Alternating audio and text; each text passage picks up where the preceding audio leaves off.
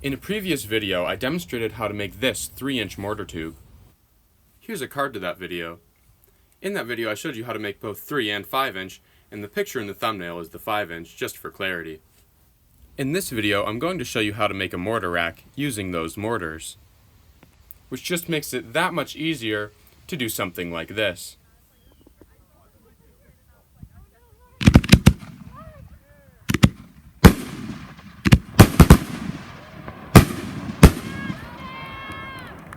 And also this.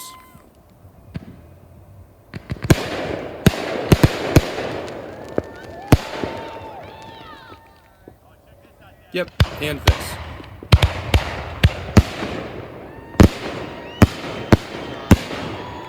Wow, Sam. Stay tuned. First, I must say that this video is intended only to entertain and to educate. Please do not recreate anything done in this video. And with that said, thank you for joining me. I hope you enjoy. I'm going to be using reclaimed wood to build this mortar rack, and as such it might not look as clean as one built from new lumber, but its functionality remains the same. Here you can see an overview of the materials required for the project. 6 long pieces, 4 medium, 6 quite small, a piece of plywood, and a bunch of screws. The 4 medium pieces of lumber are the same exact height as the mortar tubes that are to be used, in this case 15 inches. It is worth noting that the standard 3-inch mortar height is 18 inches. And the 6 pieces of lumber are enough to go from the edge of the mortar tubes and then 4 wood lengths beyond that. Speaking of which, the mortar tubes I'm going to be using are 3-inch mortar tubes that are 15 inches tall. As you can see, I'm using 8 of them in a 2x4 arrangement, and you can see that their thicknesses vary and they are staggered as such, so that the mortar rack can be more or less symmetrical. The ends of the mortar rack are built just so that they are wide enough to accommodate the double-stacked rack.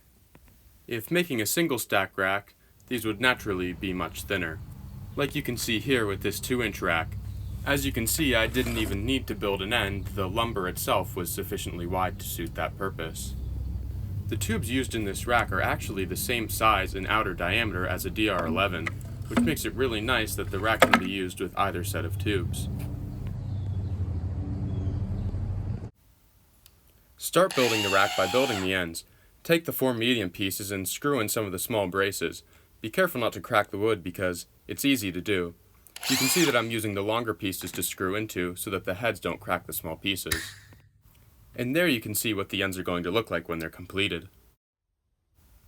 Next you're going to take the 6 long pieces and attach them as such. The first one's kind of tricky to do as everything's wiggling around, but with a little careful effort, it's not too hard to get it done. Use 2 screws at each joint, and be sure that one screw screws into the one board and that the other screws into the other. This just helps to make the finished rack a little bit stronger. Then simply rinse and repeat until the frame is completed. Once you have the frame built, use it to mark the plywood with either a pencil or a screwdriver, and then cut it to size with a skill saw. And do as I say and not as I do, and just don't use your skill saw like this.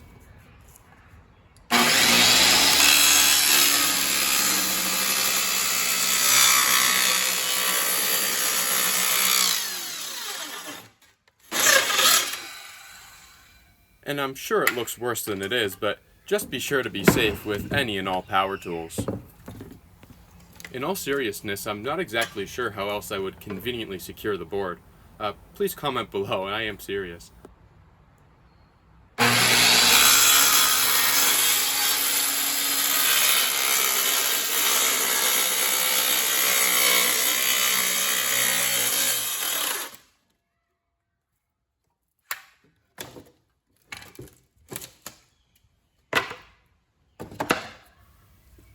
Once you have the plywood cut to shape, just screw it in place with a bunch of screws. By the way, these are 1-inch drywall screws. I use them simply because I have a lot of them on hand, and I'm sure some other screws would be better suited for the job.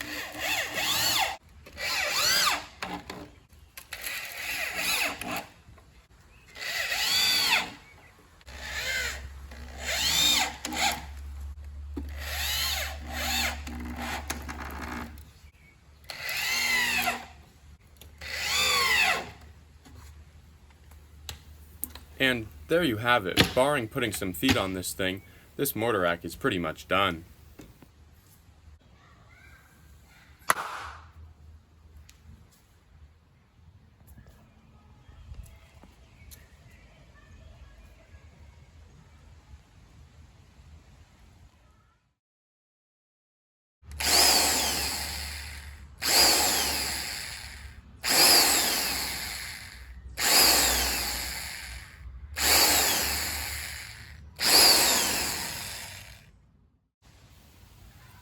And with that done, this mortar rack is completed and ready for action. I didn't give many explicit measurements in this video so that details might not get in the way of the concept. That's so that it's easily adaptable to make any size mortar rack, like this 2-inch one. Again, the really convenient thing about this rack is that it is compatible with those DR11s. And even considering that these 2-inch shells are much smaller than the 3-inch, the performance is honestly still rather impressive.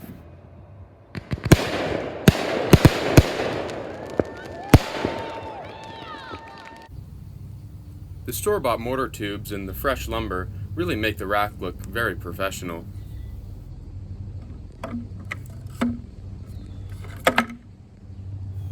The main convenience of these mortar racks is how easy it is to fuse up a volley for the finale. The proximity of the tubes makes it so that you don't need a whole lot of quick match to get the job done. Here you can see what it looks like. And of course, I would be remiss if I didn't feature in this video both of these mortar racks going off at once. So, enjoy the footage. For the record, that wasn't on purpose.